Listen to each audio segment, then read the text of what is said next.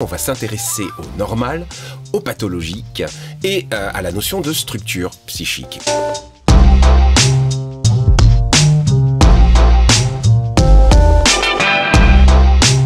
Qu'est-ce que le mot pathologique veut dire? Pour Freud, le lien entre le sujet, un individu, et la société ne va pas de soi. C'est-à-dire qu'il définit le lien social comme étant un lien problématique, un lien qui génère frustration, problème, malaise, un malaise durable. C'est-à-dire que ces souffrances font partie inhérente de la condition d'être humain. Freud étudie comment les êtres humains négocient la pression de la société et la douleur qui en découle à travers 3 types de fonctionnement psychique. Il définit la névrose, la psychose et la perversion. Ça fait juste 3 classes pour foutre tout le monde dedans. On va étaler 3 là, c'est n'importe quoi ton truc, hein. Exact. C'est quelque chose qui peut choquer de prime abord parce que ça fait une méga catégorisation. On se dit finalement, mais attends, on va pas mettre tout le monde à... Allez hop, toi t'es dans la névrose, toi dans la psychose, toi dans la perversion.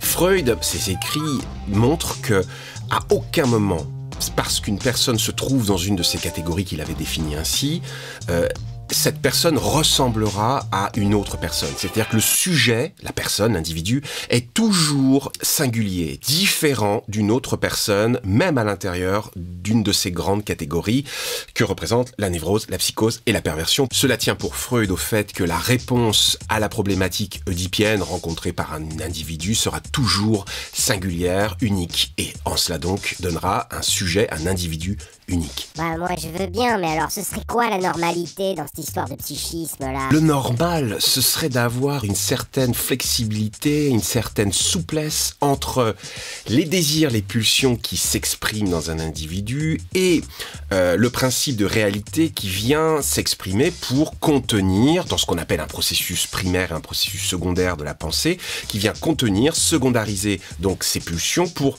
que la personne soit adaptée en société, tant au niveau privé qu'au niveau professionnel, par exemple, c'est-à-dire au niveau social. Mais il s'agit de bien garder à l'esprit qu'une personne normale peut tout à fait se comporter de façon aberrante, de façon irraisonnée, irraisonnable, dans certaines circonstances particulières. C'est-à-dire que le normal n'est pas acquis. Le normal est quelque chose qui peut totalement basculer dans la notion de pathologique suivant les événements, le cours de la vie tout simplement. Maintenant qu'on vient de dire ça, il est important de préciser qu'en psychanalyse, la frontière entre normal et pathologique, elle a été plus ou moins abolie très rapidement. Pourquoi? Parce que les phénomènes psychiques étudiés par les psychanalystes, très rapidement, ils se sont aperçus que ces phénomènes étaient trouvés chez n'importe qui. C'est juste la quantité, on pourrait dire, en termes quantitatifs, que ça se différencie entre ce que l'on appelle le normal et le pathologique. Alors donc on est tous barges, c'est ça? Alors, pour répondre à ta question, je vais juste dire que en 1930, Freud a établi qu'il était impossible scientifiquement de prouver qu'il existe une démarcation, une ligne entre les états psychiques normaux et les états psychiques dits anormaux. Que c'était pas possible pour lui. Pour lui, c'était simplement une question, comme on l'a dit, de quantitatif, quelque chose au niveau de l'économie psychique, du pulsionnel, etc., qui était soit en plus, soit en moins, mais que, dans tous les cas, c'était plutôt un continuum qu'il fallait considérer plus qu'une différence. Et puis, on va pas se mentir, c'est très relatif, la notion de normalité dans une société. Il suffit de regarder les différences culturelles et de voir que certaines pratiques, certaines choses, certains fonctionnements sont tout à fait banalisés dans certaines sociétés, alors que dans d'autres cas, pour d'autres, ça va paraître complètement anormal. Et on est là à l'endroit de la subjectivité humaine, du côté normatif de la chose. Il y a des règles qui sont fixées arbitrairement par certaines sociétés. Si vous êtes de ce côté-là, vous n'êtes pas du bon côté, etc. Vous êtes donc anormal. Et ça, c'est quelque chose qu'il faut bien garder à l'esprit. Il y a une relativité en fonction des sociétés qu'on étudie de la notion de normalité. Mais alors c'est quoi le positionnement de la psychanalyse par rapport à la normalité? La psychanalyse, si je puis dire, elle s'en fout de la norme, de la normalité. Elle travaille sur le fantasme, la psychanalyse, à travers les associations libres, à travers l'analyse des rêves ou autres. Donc la normalité, c'est le cadet de ses soucis, la psychanalyse. La norme, c'est pas très intéressant quand on est sur le divan. On pourrait même dire que la psychanalyse, elle est hors norme. Elle est dans le champ du hors norme. Ce serait plus fidèle. Le patient, c'est donc la personne qui vient travailler en analyse, qui amène la question du normal ou de la normalité sur le divan. C'est pas la psychanalyse en elle-même du tout. C'est bien la personne qui va vous dire à longueur de séance, je suis pas normal, je suis pas une personne bien, je suis pas ci, je suis pas là. C'est elle qui va donc se mettre et qui va exprimer un système complexe de normalité, anormalité, de lien de normalité avec autrui, vis-à-vis d'autrui, avec la société, vis-à-vis de la société.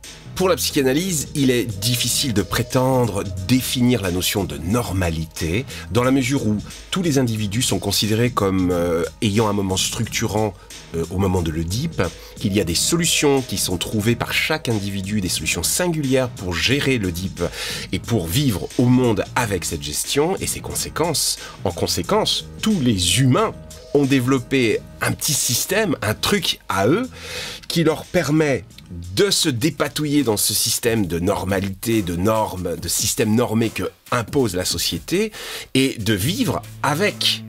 De là à dire, alors il y a une façon d'être normale, c'est pas possible du point de vue du rafistolage, du bidouillage que représente la structuration de l'Oedipe, enfin le moment structurant que représente l'Oedipe, c'est juste quelque chose qui n'est pas envisageable du point de vue de la psychanalyse. Donc en psychopathologie psychanalytique, on peut dire que la pathologie est une forme de la normalité.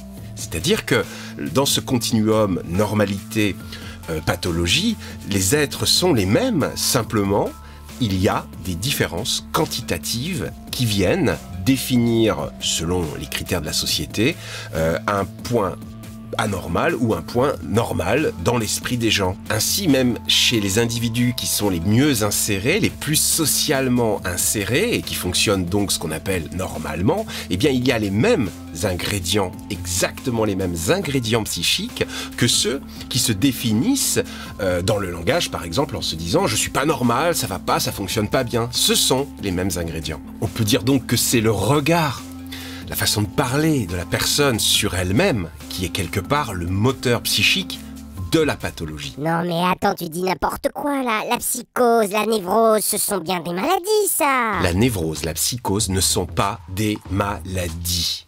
C'est quelque chose que nous avons tous, une structure. La structure, c'est un élément qui nous permet de parler ensemble d'une structuration psychique et d'avoir donc un référentiel.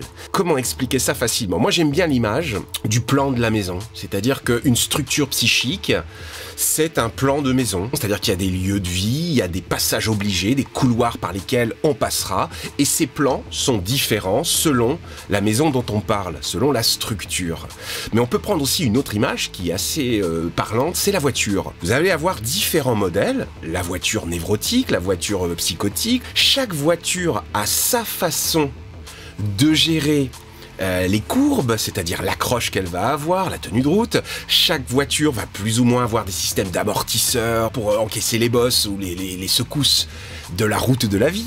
Chaque voiture sera plus ou moins équipée d'airbags. Tant que la voiture est sur la route, tant qu'elle n'est pas allée dans le décor, eh bien cette voiture tient la route et permet à un individu de passer la vie de façon suffisamment adapté pour avoir une vie sociale, pour avoir du lien social et pour pouvoir vivre avec toutes bien sûr les problématiques de la vie, de la condition existentielle d'être humain, le mieux possible. Donc la forme pathologique de la structure, elle apparaît quand on sort de la route, quand on se fout dans le décor, quoi. Absolument. C'est à ce moment-là que la voiture est mise à l'épreuve, que quelque chose va se passer, et donc on va passer d'une névrose qu'on appelle compensée, ou d'une psychose compensée, c'est-à-dire on roulait dans sa vie avec sa trajectoire, tout d'un coup, bam, accident, et bien là, les airbags ou pas se mettent en marche, les tonneaux se font ou pas, la voiture absorbe plus ou moins les chocs, se déforme dans le choc, et il y a ce qu'on appelle, poum, décompensation.